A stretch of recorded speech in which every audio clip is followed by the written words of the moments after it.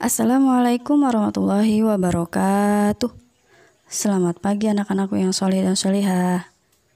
Apa kabar semuanya? Semoga selalu dalam keadaan baik ya.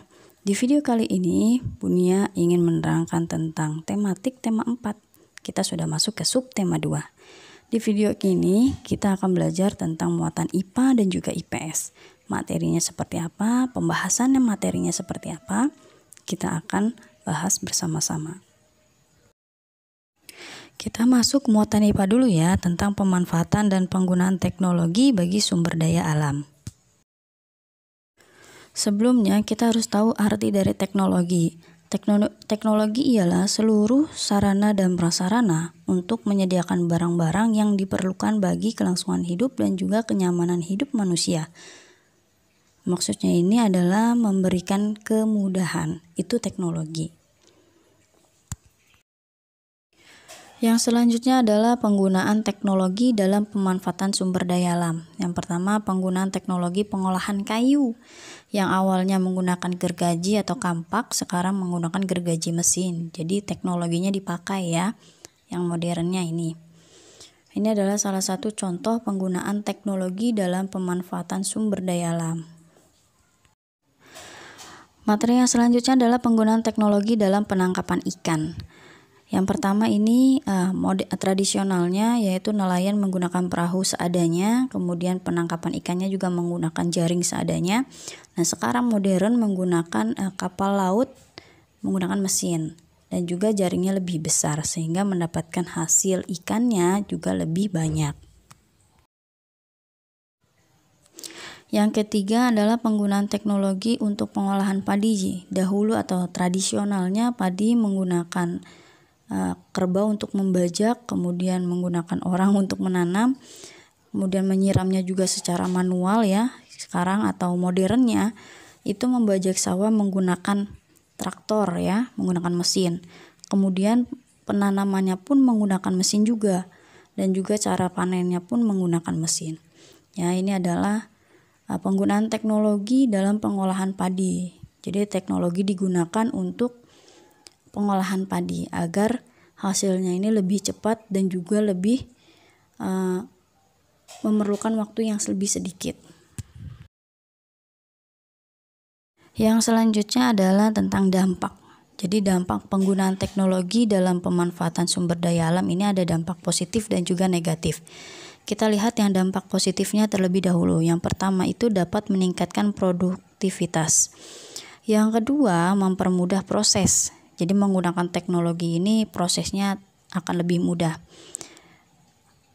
Yang ketiga, memaksimalkan proses pemanfaatan sumber daya alam. Jadi dalam prosesnya itu kalau menggunakan teknologi itu dapat lebih maksimal, sehingga menghasilkan produk yang bagus, baik, dan juga yang berkualitas. Sedangkan dampak negatifnya, yang pertama gundulnya hutan akibat penebangan liar. Yang kedua tercemarnya air dan tanah akibat penggunaan pestisida. Yang ketiga tercemarnya air akibat pengolahan limbah yang tidak tepat. Yang selanjutnya yang keempat yaitu rusaknya ekosistem air dan laut akibat penangkapan ikan menggunakan peledak racun dan pukat harimau.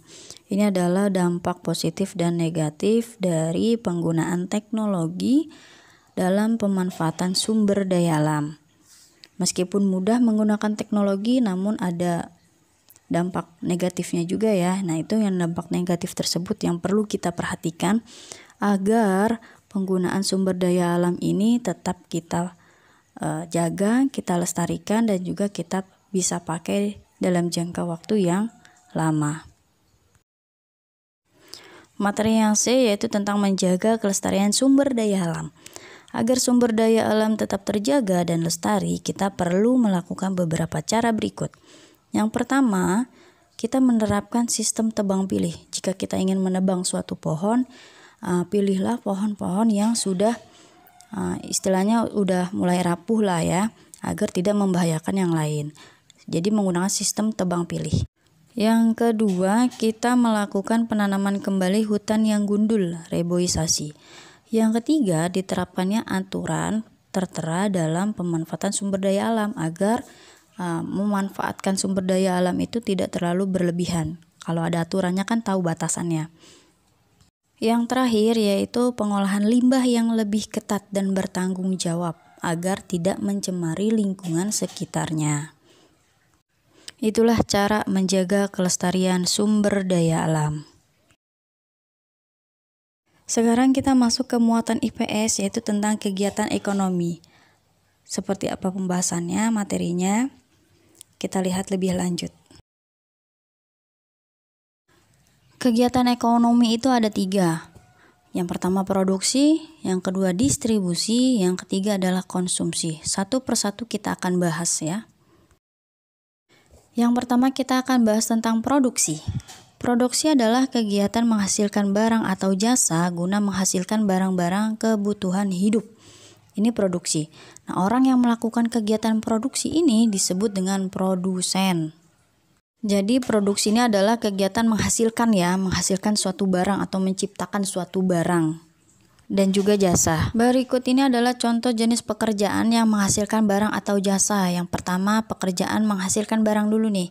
Jenis pekerjaan ini menghasilkan sesuatu berupa barang yang nantinya akan dikonsumsi orang lain untuk memenuhi kebutuhannya.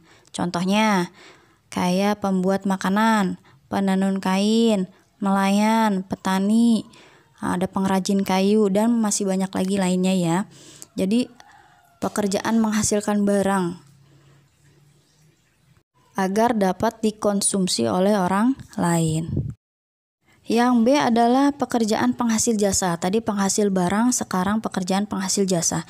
Jenis pekerjaan ini memberikan pelayanan kepada masyarakat. Jadi pekerjaan ini tidak menghasilkan barang, tetapi penghasil jasa. Contohnya seperti dokter, guru, tukang cukur rambut, petugas kebersihan, petugas keamanan, kayak TNI, polisi, Polri itu ya. Pokoknya sejenisnya itu adalah pekerjaan penghasil jasa. Jadi menggunakan jasanya untuk melayani masyarakat. Nah, itulah pekerjaan penghasil barang dan juga pekerjaan penghasil jasa. Yang kedua yaitu distribusi. Yang tadi produksi, sekarang kita masuk ke distribusi. Distribusi adalah kegiatan menyalurkan produk hasil produksi ke tangan konsumen. Orang yang melakukan kegiatan distribusi disebut dengan distributor. Jadi distribusi ini adalah kegiatan menyalurkan produk ya. Kalau tadi produsen atau produksi menghasilkan, kalau ini menyalurkan. Distributor terbagi menjadi 2, yaitu pedagang besar dan juga pedagang kecil. Kalau pedagang besar, distributor yang membeli barang langsung dari produsen, sedangkan pedagang kecil adalah distributor dari tangan yang kedua. Nah, jadi pedagang kecil ini distributor tangan kedua yang membeli barang dari pedagang besar dalam jumlah tertentu. Contohnya seperti warung, minimarket, pedagang kaki lima. Materi yang ketiga yaitu tentang konsumsi. Konsumsi adalah kegiatan menggunakan atau memanfaatkan suatu benda atau jasa. Nah, orang yang melakukan kegiatan konsumsi ini disebut dengan konsumen. Nah, itu dia 3 kegiatan ekonomi. Yang pertama tadi produksi, yang kedua distribusi, yang ketiga adalah konsumsi. Contoh kegiatan ekonomi, ini ada nelayan. Yang pertama ini nelayan menangkap ikan sebagai produsen ya. Terus pelelangan ikan dijual, kemudian diangkut ikannya ke kota. Nah, ini distribusi. Kemudian di pasar ikan, nah itu merupakan konsumsi. Sampai ke meja makan, itu merupakan konsumsi ya. Nah, ini salah satu contoh kegiatan ekonomi lagi, Ibu yang ngambil di buku paket ya. Ada produsen, distributor, dan juga sampai ke konsumen, yaitu tentang penanaman padi ya. Distributor, kemudian sampai ke konsumen. Alhamdulillah materinya selesai. Itu tadi adalah pembahasan materi tentang muatan IPA dan juga muatan IPS. Kalian pahami materinya agar sewaktu-waktu ilmu tersebut bisa bermanfaat untuk kalian. Kita masuk sesi terakhir yaitu tentang tugas tematik. Kerjakan soal halaman 42 sampai 43. Ya, tuliskan di situ jasa atau barang. Itu kan ada sebuah pekerjaan ya, itu termasuk jasa atau barang penghasilnya. Yang kedua, kerjakan ayo berlatihnya. Halaman 44 nomor 1 dan 4. Terima kasih. Wassalamualaikum warahmatullahi wabarakatuh. Jangan lupa di like ya videonya.